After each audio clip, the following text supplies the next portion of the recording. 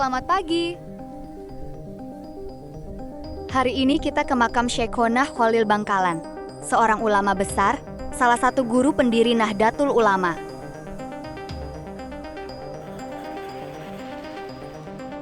Syekhona Muhammad Khalil lahir pada tanggal 25 Mei tahun 1835. Dikenal juga sebagai Mbah Khalil Bangkalan, beliau adalah ulama besar, pendidik, dan tokoh kunci Islam di Indonesia. Dijuluki gurunya para ulama dan bapak pesantren Indonesia. Sejak kecil cerdas luar biasa, hafal Al-Quran 30 juz, kitab Alfiyah Ibnu Malik, dan menguasai tata bahasa Arab, fikih, serta ilmu batin sejak remaja. Perjalanan beliau menuntut ilmu, belajar di pesantren ternama, Langitan, Tuban, Cangaan, Bangil, Kebun Candi dan Sidogiri, Pasuruan, Setail, Banyuwangi. Kemudian ke Makkah, bertahun-tahun. Mendalami ilmu tafsir, hadis, fikih, tasawuf, dan bahasa Arab dari ulama besar seperti Syekh Nawawi Al-Bantani, Sayyid Ahmad Zaini Dahlan, dan Pedialan. Di sini ia meraih tingkatan ilmu tertinggi dan sanad keilmuan yang sahih hingga ke Nabi. Perjalanan dari Pelabuhan Kamal ke makam Kiai Syekhona Khalil cuma 26 km saja, dengan jadwal kapan dari Surabaya jam 7, jam 9, dan seterusnya jam ganjil sampai jam 7 malam terakhir.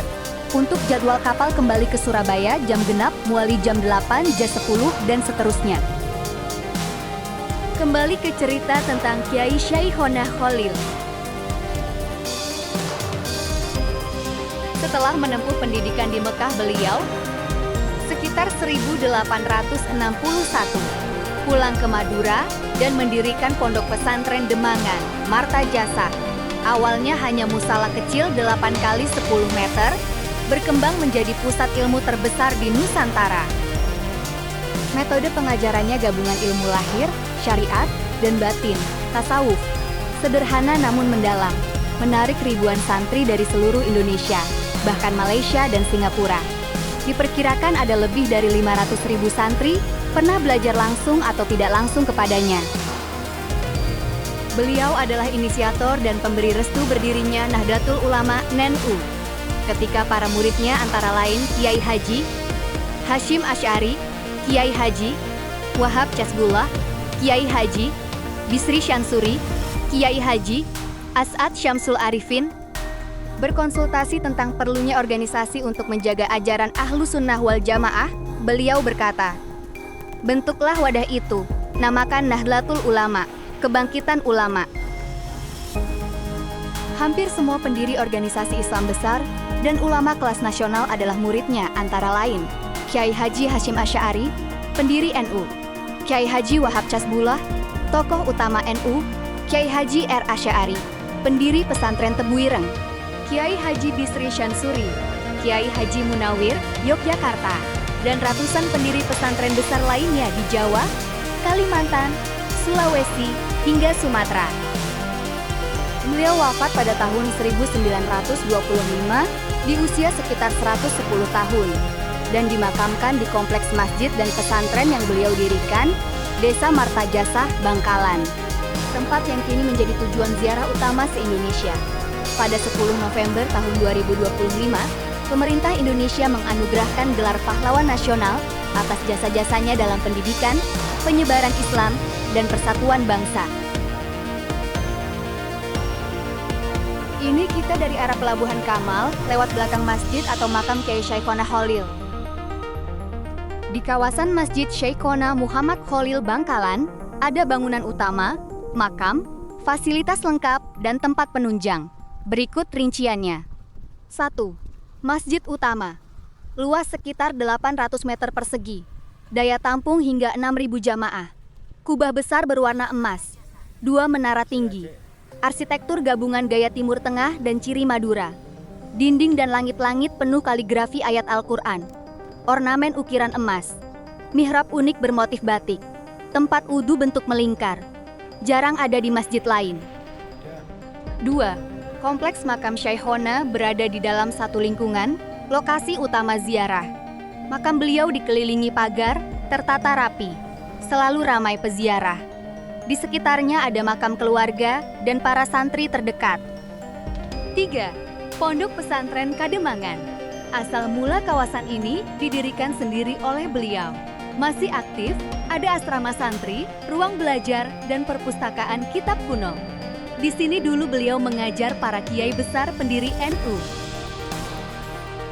4. Area komersial dan oleh-oleh. Deretan pedagang makanan khas Madura, sate, soto, rujak, camilan.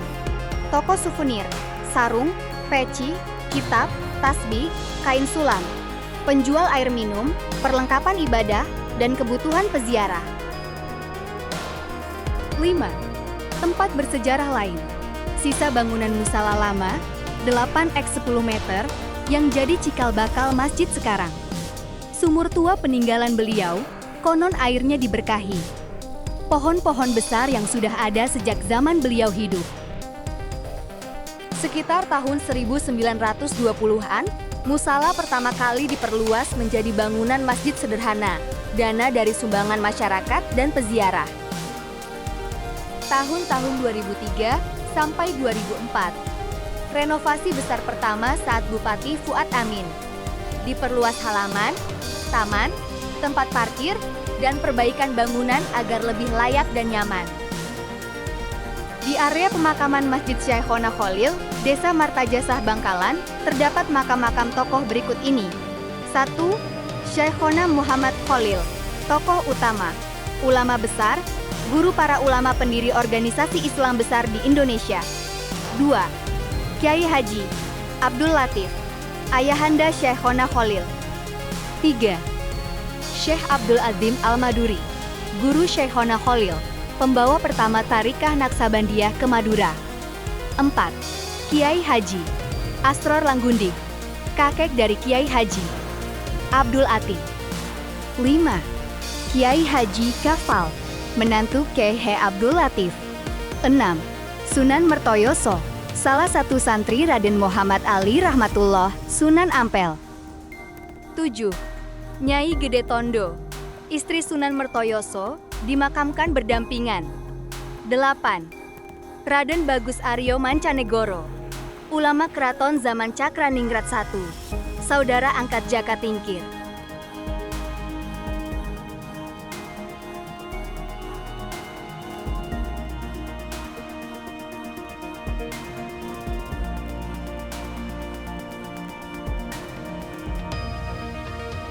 Keindahan Masjid Syekhona Muhammad Khalil memadukan kemegahan arsitektur, seni ukir, dan nuansa sakral yang sangat mendalam.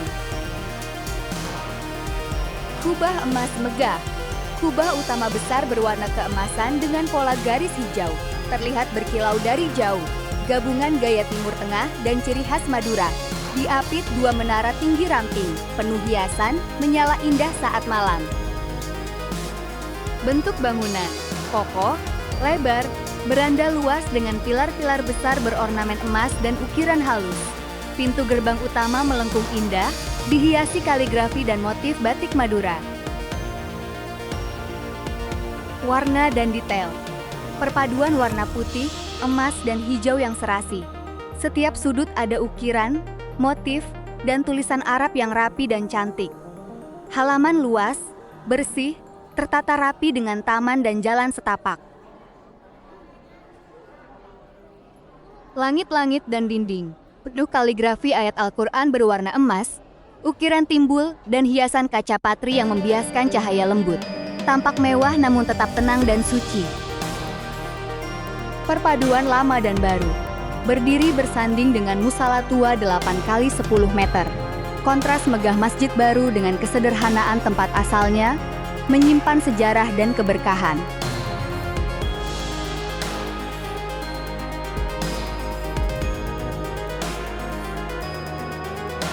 Kita keliling ke belakang lewat luar, kita lihat ada apa? Katanya makam keluarga Syekhona Khalil.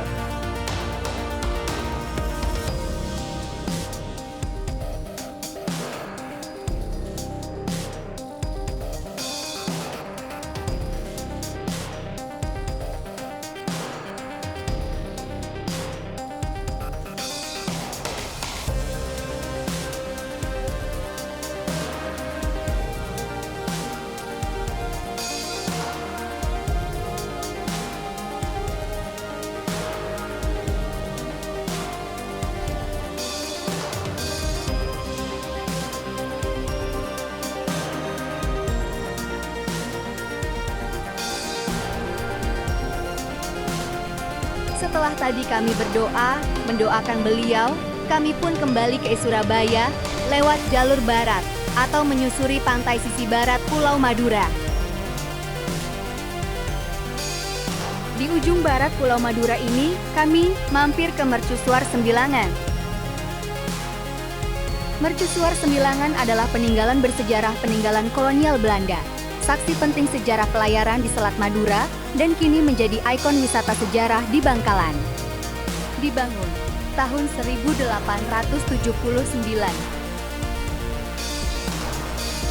Masa Belanda. Sebagai penunjuk arah utama kapal dagang dan militer yang lewat dari Laut Jawa masuk ke Selat Madura, menuju Pelabuhan Tanjung Perak, Surabaya, berfungsi menghindari karang dan perairan dangkal yang berbahaya. Tinggi sekitar 58–65 meter. Terdiri dari 17 lantai, dihubungkan tangga besi spiral.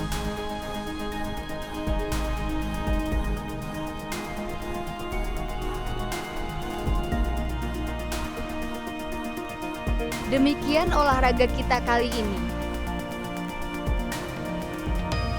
Untuk kembali, kami menggunakan kapal feri dari Pelabuhan Kamal.